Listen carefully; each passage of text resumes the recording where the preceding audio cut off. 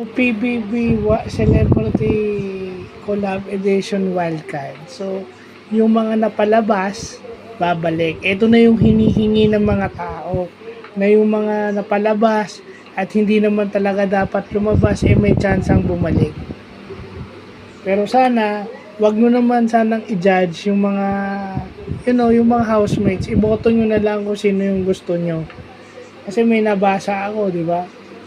May ganyan, suwail sa magulang, na-evict dahil siya rin may kasalanan.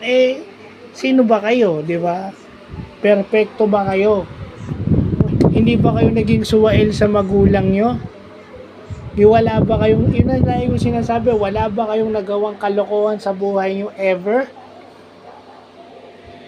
Di ba? Kasi hindi naman lahat alam ng magulang nyo, hindi naman lahat kalokohan nyo alam ng magulang nyo.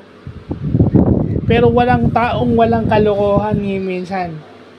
So, doon sa ng mga nagmamalinis, kayo na. Yeah?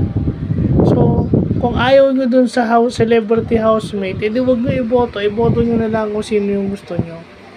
But sana sa akin, ang bumalik sana babae. Babae na mature. May babalik namang babaeng housemate, pero sana yung mature. Para maipakita doon sa mga nasa loob na ganito dapat yan, nabigyan ako ng second chance, ganito dapat yung gagawin ko. At saka mahirap yun, nasiklang lang yung ate sa loob. Mahirap yung mahirap din yung sa lagay ni Clarice na siya lang yung nag-iisang babaeng matanda. At saka yung mga love team na yan, I think there should be somebody that can talk to Bianca how to deal with that. Kasi puro siya love team. Kita nyo, kailangan pa siyang i-remind ng mother niya to, narinig niya yung boses ng mother niya, ano yung sinabi ng mother niya, tumulong sa linisin yung living room and yung mga kalat sa living room pulutin. Kailangan pa bang sabihin sa kanya ng nanay niya yun? Hindi ba yun na yung yung dapat yung common na ginagawa mo sa bahay? Dapat. So, yun lang. Sana ang pumasok is yung mga medyo mature na si Ashley.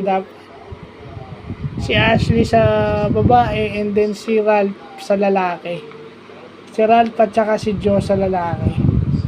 Kasi I think si Ralph o si Josh yung pinaka hindi pa dapat lumabas.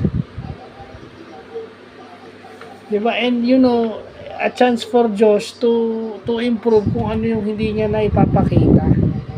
Kasi yun lang, ninonominate yun lang dahil walang kusa. Diba? So, yun lang po.